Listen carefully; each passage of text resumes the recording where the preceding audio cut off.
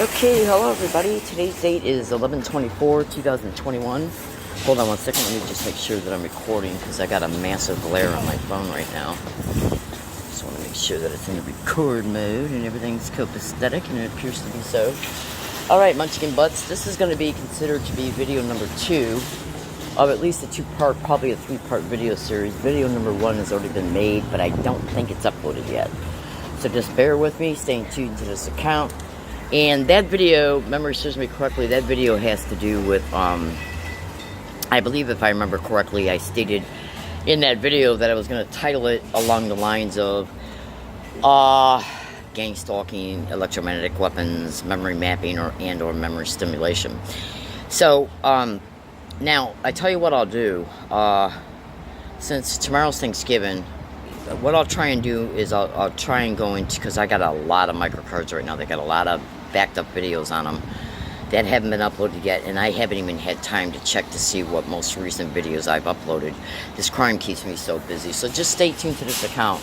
And when I upload video number 1, 2, and then eventually 3, I'll try my best to go out of my way to title them ASAP. Each video of this video series will have the same video title, except the number 2 and 3 will have a number 2 and 3 at the end of the title. The titles will be identical. So what I'm going to do in this particular video is I'm going to talk to you about the sick, sadistic, depraved, demented, demonic, extremely criminally insane pathology of these wild, satanic, filthy, maggot, rat-ass animal horrors who are hosting the crime of gang stalking. Okay? Now, I know that's a lot of descriptions there, sweethearts, but that don't even begin to accurately describe the depth of the sickness of these filthy horrors. Oh, absolutely, you would not believe what I know about these wild animals. Oh, absolutely. So I do apologize if my descriptions seem a little bit offensive or too descriptive for you. It is my intention at all times, to try my best, baby cakes, to apply the most closest, accurate descriptions of the mentality, attitude, personality, and pathology of these sick, wild animals. So check it out. What you're about ready to hear is going to blow your mind. When this video approaches the 33-minute, 9-second mark, since I'm in a total massive glare out here, I might not notice it. So, if I go past that mark, the video camera itself will automatically segue into a separate file. So, if the third video shows me just talking, or maybe like on the tail end of the description of what would be at the tail end of the video 2, well, just bear with it, because that's the situation and what caused it. Now, what I'm going to do in this video is I'm going to help you understand the depth and measure that of the sickness of these depraved horrors and how they apply it within action in order to bring a gang stalking victim from A to B to C to D, because that's what I do. Absolutely. So pay attention very, very closely. First thing I'm going to do is lay down the foundation, then I'm going to segue into some subscriptions that are going to help reinforcing, that are going to help complement it, and then the follow-up statements from there will reinforce all of it. So, pay attention closely. First thing I'm going to do is give you a metaphorical example so you can see how that plays in with the subject matter. So, here we go. Now, so, say if you're a person, and by the way, I've used the same metaphorical example in previous videos because it absolutely is one of the best, easy ways to display the subject matter of the metaphorical statement in layman's terms. That way, everybody can immediately see it. Okay? So here we go. Now, so, say, right now I'm at a shopping center, okay? And how many shopping centers have you been through in your lifetime where you spent the day running around doing whatever, doing multiple tasks, maybe the bank, the post office, going to the store, maybe going to a coffee shop, visiting a relative or a friend, what have you, you're out all day, you're tired, or maybe you just go to one place and you don't feel good, so you don't feel like cooking when you go home. So what you might conclude, what you might decide, as you are out and about in the community, you might say to yourself, damn, it's 3 o'clock. By the time we get home, it's going to be 4:30. I'm already tired. I don't feel good. Why don't we pick up something to eat on the way home?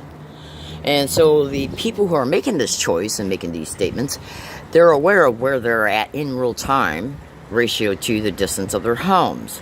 So what they'll do is that they'll make this choice, okay, and then they'll say, okay, this is where we are, this is what kind of food we want, and this is where we want to go home. So we'll call it, we'll order the food, okay, we'll call the restaurant, we'll order the food, and then we'll pick it up on the way home. But before they make that call, they sit back and they ask themselves, husband and wife, what do we want to eat? So just hear me out.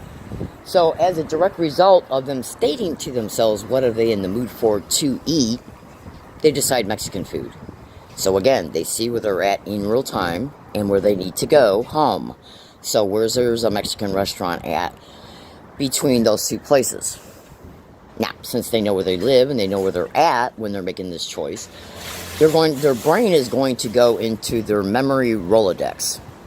We all know what a physical Rolodex looks like, and I love using that pictorial description because it gives you an immediate pictorial understanding concerning how the brain will process through the memory bank of your memories in order to pick out a Mexican restaurant that you are aware of is on the way home from where you're at. So basically, if you picture a Rolodex and each card on the Rolodex has got a specific stated description, this is where the drugstore is, this is where the hardware store is on each one, this is where the mall's at, this is where mom and dad lives, this is where the boyfriend lives, and so on and so forth. This is where my kids' schools are at. Each time you go into that Rolodex to find the phone number and address of whatever you're looking up, you then pull out that card from the Rolodex, you look at the name, the address, the phone number, and so on.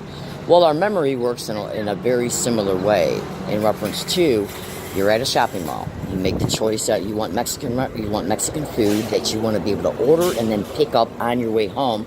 So what your brain does is your brain goes into your memory Rolodex and it pulls out pictorial representations of the Mexican restaurants that you ate at before and or are aware of that are in and along the routes of where you're at to where you're going. Now, thought composition. So this is a thought composition. This is a thought being formulated in real time in order to lead to a decision. I'm hungry, I want Mexican food, where are we going to go? The brain starts looking for the places that are in their memory reference pertaining to what Mexican restaurants are available, either ones they've been to in the past on the way home, or ones that they've seen on the way home. So as that thought is being composed, verbal thought, where is the Mexican restaurant at? The brain then searches the memory Rolodex and pulls out that prior information pertaining to the memory references of places of Mexican restaurants that are on your route home. Now that's how that memory reference becomes part of the thought composition. Thought composition means the formulation of your thought, the creation of your thought, and then you act on the thought, right? So when you're remembering by accessing your memory Rolodex about where the Mexican restaurants are that you might want to go to, order food from, and then pick up on your way home, what is happening here is that your brain is literally seeing flashes of the visual imagery of that Mexican restaurant pertaining to how it looks and where it's at. And that's how it becomes incorporated within your thought composition, and what motivates it is the hunger of being hungry, which is also a sub and unconscious influence from the limbic system, which is responsible for thirst and hunger. So you have many different types of brain features and functions that are in play here concerning thought composition and how memory references play a huge role in it. Now, so why did I bring that up? So consider this and consider this well. I'm going to give you another very, very fast illustration concerning thought composition and how memory references are related to them, so you can see how these statements segue into the foundation of and the explanation of the subject matter, because it's all working together. So say if you're a husband and a wife, and then the relationship starts to go bad, and then it starts to go extremely bad, and one or the other of the spouses starts to beat up the other one. It can be the male hitting the female, it can be the female hitting the male. And the relationship starts to get extremely bad, extremely brutal. So what will happen is that when so let's just say it's the wife that's being beat up on, and trust me, I know there's asshole women out there too that beat up their husbands. So let's say though in this example that it's the husband that's doing the domestic violence, right? So on all occasions when the wife saw the husband coming towards her, and then she ends up experiencing pain from the physical assault, those become memory references. And those memory references also have visual memory references of her seeing him approach her. Okay, her seeing the fist coming towards her, the kicking and all that other stuff. But you should also know that when you're experiencing a violent act like that, your body will also store physiological signals, electrical chemical responses, anxiety signals, nervousness, fear, emotions. The body will store all of that type of brain states and processes to the event itself, to the visual imagery. It's just the way that the brain stores information, okay? Which makes up a huge aspect of what post-traumatic stress is all about. Oh, absolutely, because the brain is storing everything related to the trauma. All your electrical chemical responses, electrophysiological responses, stress and duress responses, emotions, EEG signature frequencies, emotional cluster frequencies, and the whole 9 yards. So your brain stores all this information. Therefore, on subsequent dates, when she goes home and approaches that front door to go through it, that front door is now going to stimulate those visual memory references of all those prior attacks, or at least one or two. This is how the brain works in reference to creation and the storage of memory references related to violence.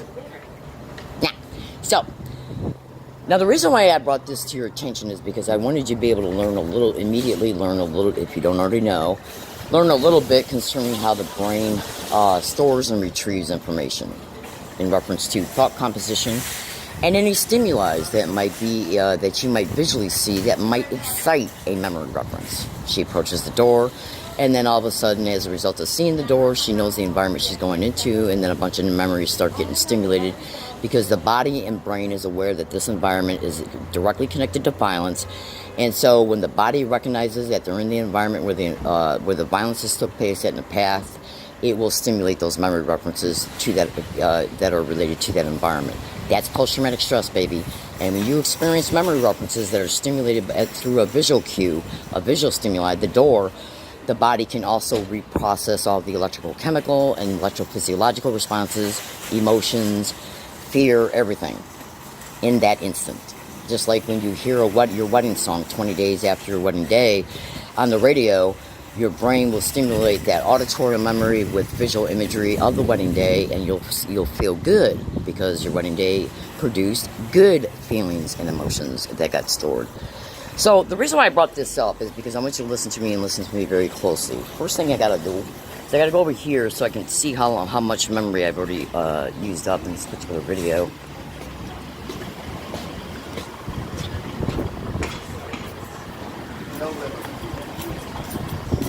Okay, so it appears it's about 14 minutes. Alright, so about 14 minutes so far. So I'm going to start talking faster so I can dump as much data in as possible in the remaining amount of time left. Alright, so let's say if you got a gang stalking victim who they made homeless. And this gang stalking victim, as they're experiencing the program on a daily basis, starts experiencing non-stop electromagnetic weapons attacks, direct energy weapons attacks, extremely high levels of ultrasonic sound bone conduction, remote neural monitoring, neural influencing stimulation, including memory stimulation. Google all my statements, baby cake, memory mapping, memory stimulation, remote neural monitoring. Okay. And so say if you got a victim who they make homeless, but you can endure this while you're in your home or where you work at and even along your routes. Google all my statements, baby cakes, because what you're going to learn if you research my descriptions is massive truth, because it's all over the internet, exposed in tens of thousands of posts by tens of thousands of people all over America every day. Not one case investigated. And if nothing's being investigated, you better be damn sure not one perp is being investigated. Oh, absolutely. You really think that's natural? Hold on one second. Let me light my cigarette. Trust me, you'll see this in a minute.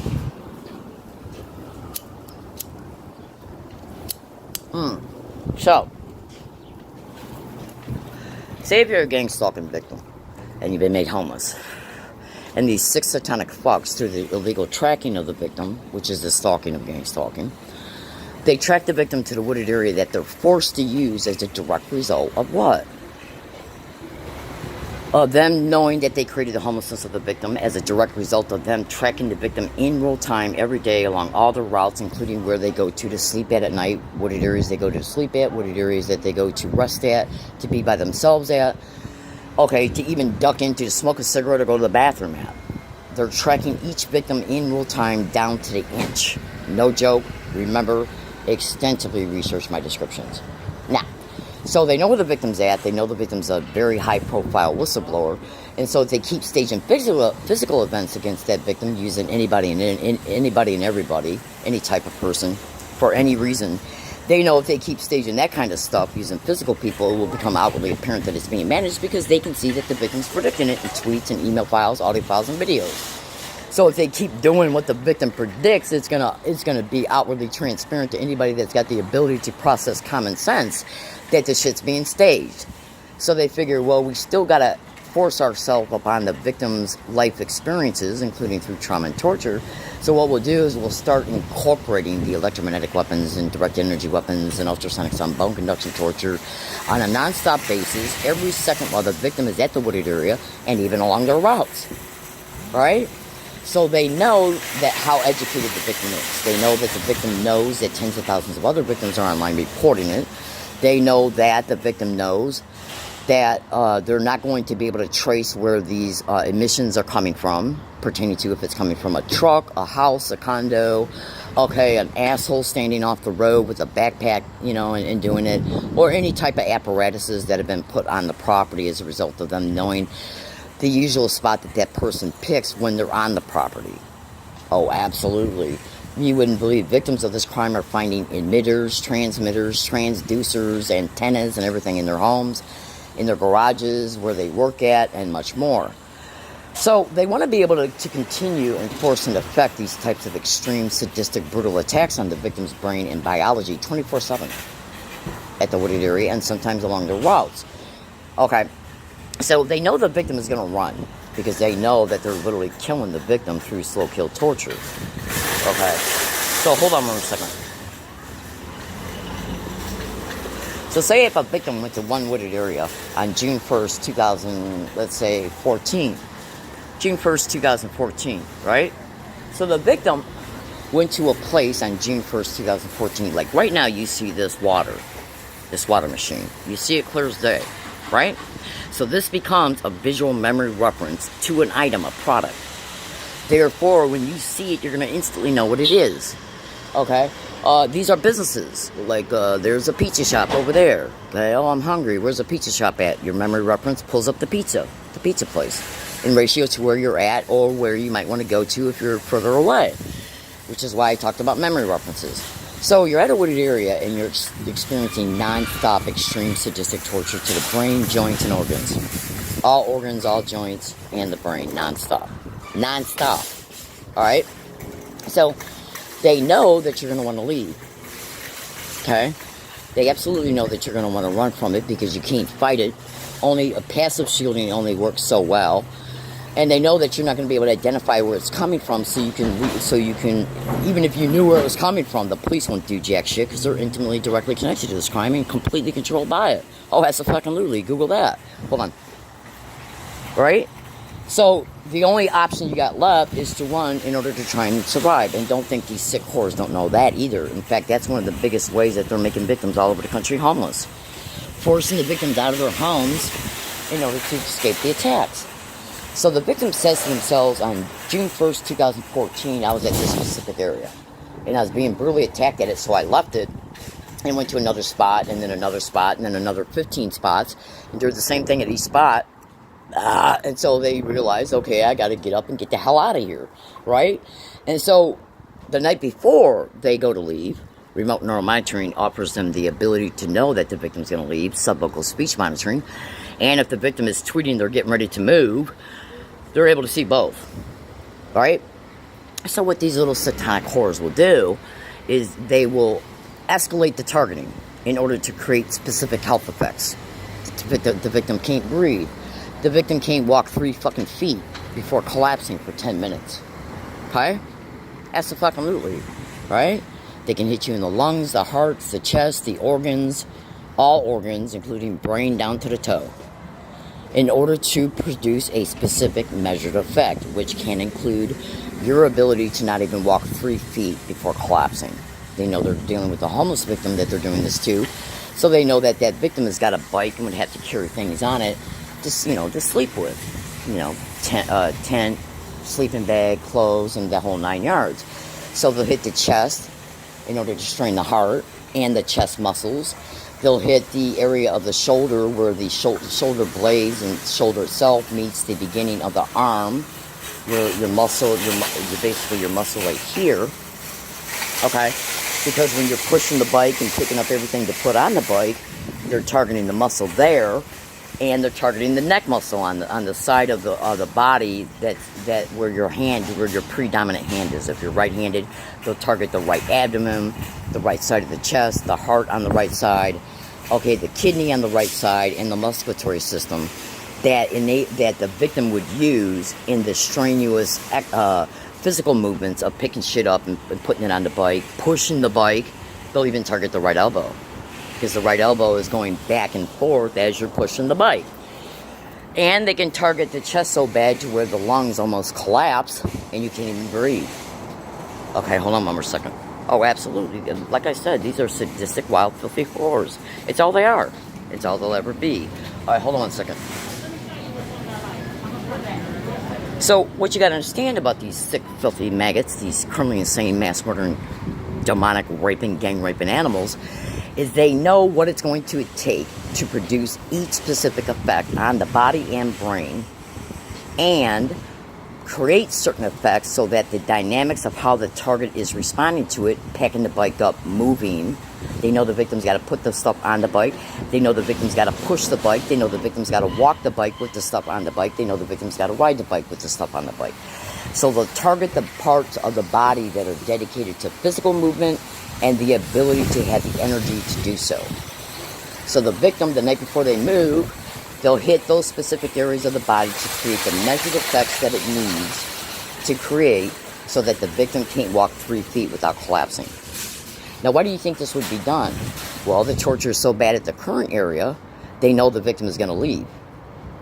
They don't want the victim to go too far. They know that right up the road is an area that the victim used back in 2014. Therefore, there are visual memory references to that place. So as soon as the victim leaves the property, what do you think they start experiencing? Not just the collapsing and not just the ability to not be able to walk 3 feet without being under extreme physical duress, including not being able to breathe. As soon as they leave the property, they start seeing visual images flash in their visual cortex of the other place that they were at on June 1st, 2014. Now, the victim was tortured at that spot too. But what this technology, RNM, can do, remote neural monitoring can do, is it can interrupt your thought deliberations about where to go, and it can blank your memory concerning past events, while repeatedly flashing in the visual imagery from that place. Because they know that the victim's going to be going in a certain direction about where they're going to go to as a direct result of the victim tweeting where they might go, and or as a direct result of the information gathered from the subvocal speech monitoring of remote neural monitoring. So they know what direction the victim's going to from where they're at. So while they can barely walk, what they'll do is flash visual imagery that they recorded from what the victim's eyes seen back on June 1st, 2014, a specific area within a wooded area that they know is right up the street. Why? In order to fool the victim into believing that, okay, this is where I can go because I can't move, I can't go any further, so this is where I go because I know this area is in here. I know this area is right up the street, right?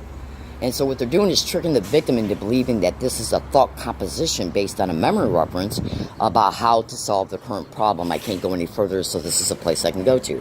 Which is why I brought up the information about how you can go to a Mexican restaurant on your way home.